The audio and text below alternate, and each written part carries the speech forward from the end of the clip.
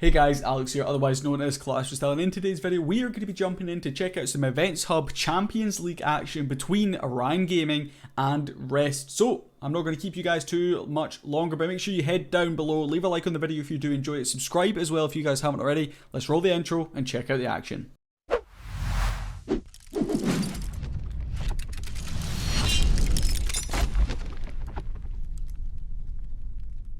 Alright, so the first attack of this video is going to be coming in here from Buenos of Orion Gaming, coming in with a Yeti Super Wizard Bat.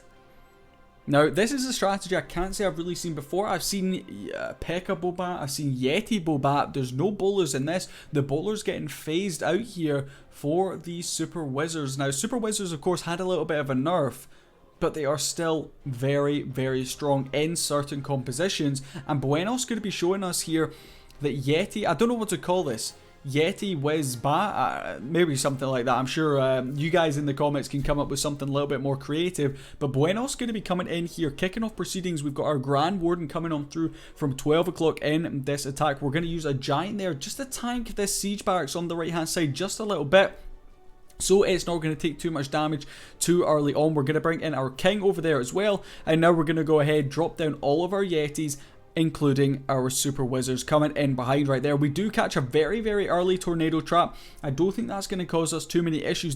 It just stalled us for a little bit on this right hand side, but we are able to continue pushing on through. We have loads of healers in the mix, and we'll need to make sure that we get our rage spells down, not only on our troops, but also to capture those healers. We're going to see we have the Hog Riders and the Royal Champion used on this right hand side to grab that Town Hall. So certainly playing with fire a little bit, sacrificing the majority of those Hog Riders and our Royal Champion just to grab the Town Hall, which is a little bit of an interesting play.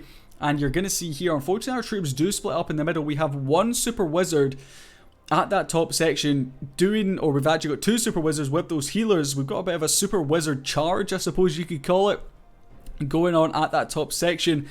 And to be honest, we really don't have that much left up at this point, but the thing is, we have those bats on the back end, and you'll see with these style of attacks, sometimes this happens with Drag Bat as well, is the attack looks like it's absolutely done, and then you forget the player still has all of his bat spells to go down on the back end, and that's what happens here with Buenos, getting a nice free spell down on the Wizard Tower at the bottom section of the base. They are going to be able to take that Wizard Tower down nice and quickly.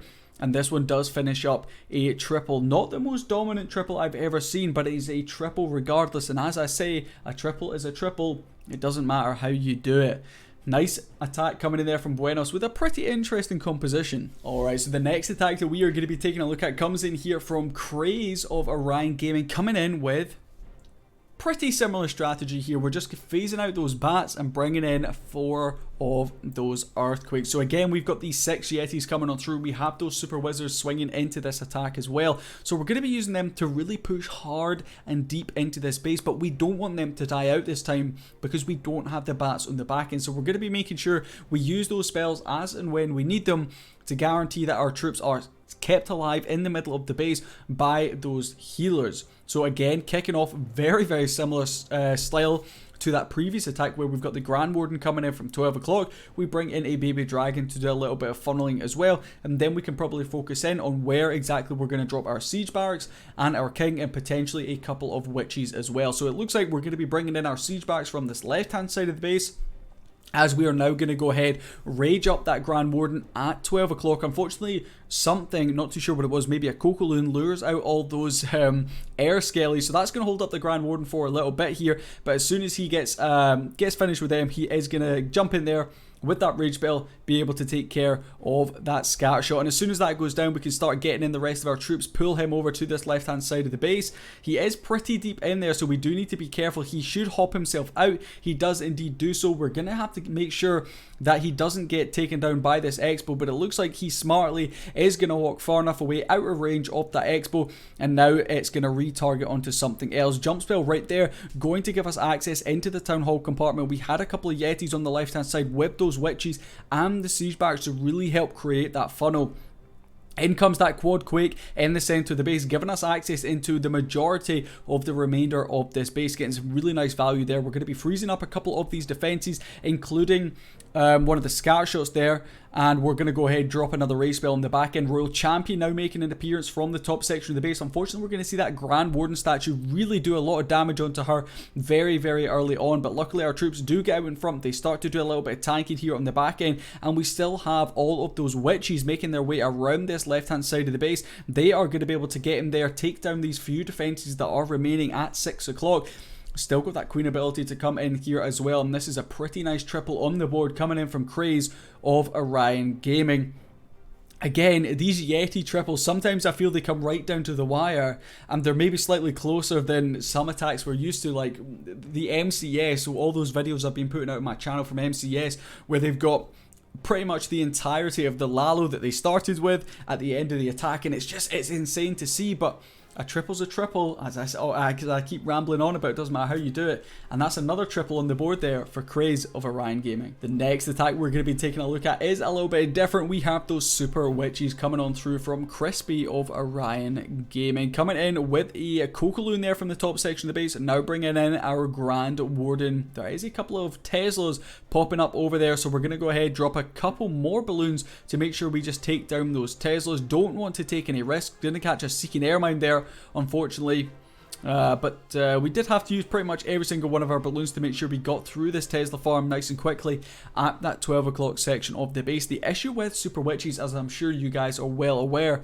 is always timing, so you don't want to take too long on your Grand Warden walk. You want to make sure that you're going to be using him just to create a little bit of a funnel, and then you can really get focused in. You can drop down your king, you can drop down your siege barracks, and you can get a bit of a move on with your super witches. So in they come right there at the 142 mark. I believe we had about 30 seconds to spare in this attack, so those super witches going to be making their way through over that jump spell into this town hall compartment. In goes that first rage spell as well, very, very early on that first rage, but we do have 3 of them to be deployed in this attack, so why not go ahead and drop them down nice and quickly. We are going to see one super witch go off from the rest and activate that town hall, which unfortunately is going to lure every single one of those hog riders over to the town hall, so we're going to go ahead there, freeze it up. The Giga Bomb unfortunately is going to take the majority of them down.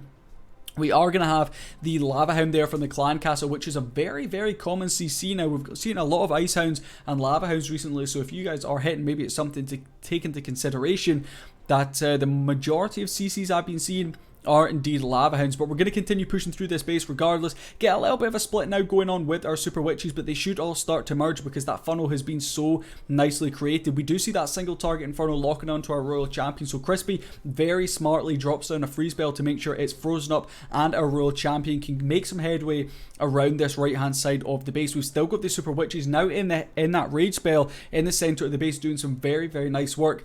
Going against the grain here, going against the double scat shot here on the back end, which is a very interesting play. But these Super Witches with the healers, with that rage spell, are able to absolutely smash through this base. And this is absolutely crushed. I don't think we lose a single Super Witch on this one. We still have 2 of our hero abilities, the Royal Champion and the Queen ability on the back end.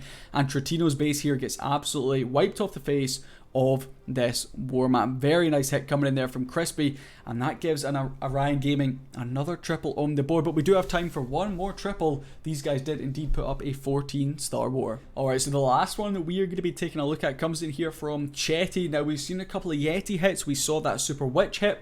So of course we're going to mix it up a little bit more. Orion Gaming bringing in a multitude of different strategies. This time Chetty going to be coming in with a hybrid, kicking off proceedings, bringing in that Yeti blimp into the town hall compartment. Does very, very tight there, very tight. Nearly didn't snag that town hall. Very, very close to losing.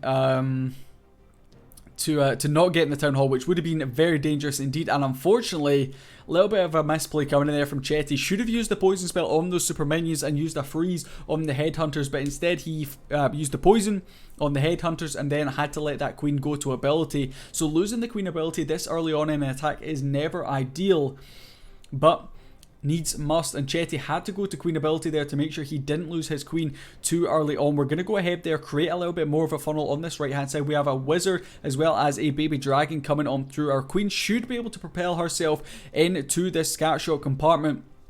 We have one more super wall breaker that I would assume we are going to save until all these buildings on the right hand side are taken down. Then we can go ahead, deploy it, and hopefully give this queen access into the center compartments. Couple of headhunters coming on through. We will be dropping our eternal tome, I would assume, relatively soon. Yep. And it comes right there. In comes that super wall breaker, as I was talking about. Very nice use of that second super wall breaker, going to open up that interior compartment, giving the queen access now into the eagle artillery as these hogs and those miners propel themselves down and around the 6 o'clock section of the base. We do still have the scatter shot left over on the left hand side, and ideally here for Chetty we would have still had that queen ability that really would have helped big time on the back end of this attack. This one going to come right down to the wire. Our hogs and our miners starting to get taken down by this multi-target Inferno. So Chetty very smartly there uses the free spell not on the scatter shot to keep our queen alive, but on the multi-target Inferno to try and at least keep our royal champion and a couple of the hogs and the miners alive on this one. But the majority of our miners have made their way onto the outside of the base, but our queen, look at that, queen coming in clutch there with the Grand Warden. They are able to snag that last scatter shot, which really does come in clutch. The miners here on the back end should be able to sneak through these last couple of buildings. We do still have the Royal Champion doing a little bit of work. We've got the healers moving on over to this Grand Warden. In combination with the Royal Champion and the Grand Warden, they should be able to get themselves through these last few defenses. They are indeed going to be able to, and that is going to be a nice triple to finish off this video for Orion Gaming. They put up a 14 to 11 star war. Alright, and that is all we've got time for in this one. Hopefully you guys did really enjoy this video. If you did, make sure you go down to the comments. Like I said, let me know which one of these attacks was your favorite. Leave a like on the video as well. Subscribe if you guys haven't already. And I'll catch you in tomorrow's video. Peace.